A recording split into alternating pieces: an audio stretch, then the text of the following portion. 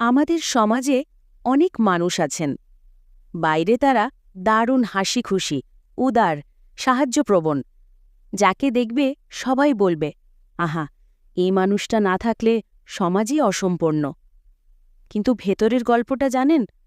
রাতের পর রাত নিজের স্ত্রীকে অবহেলা করে, নিজের সন্তানদের ব্যাপারে উদাসীন, মায়ের ফোন এড়িয়ে যায়, বাবার ছোট্ট ইচ্ছে পূরণ করাকে বাড়তি বোঝা মনে করে, ভাই বোনের দুঃখে পাশে দাঁড়াতে চায় না। কারণ কি জানেন? বাইরে সবার সামনে ভালো কাজ করলে তালি বাজে, মানুষ প্রশংসা করে, নাম হয়। কিন্তু ঘরের কাজ, সেটা তো কেউ দেখে না, কেউ বাহবা দেয় না। তাদের শেকড়ও লুকিয়ে আছে অতীতেই। যখন ছোটবেলায় ভালোবাসার বদলে তুলনা শুনেছে, যখন বলা হয়েছে মানুষের চোখে ভালো হতে হবে, যখন বাইরের সাফল্যের দাম দেওয়া হয়েছে, কিন্তু ঘরের সম্পর্কের মূল্য শেখানো হয়নি।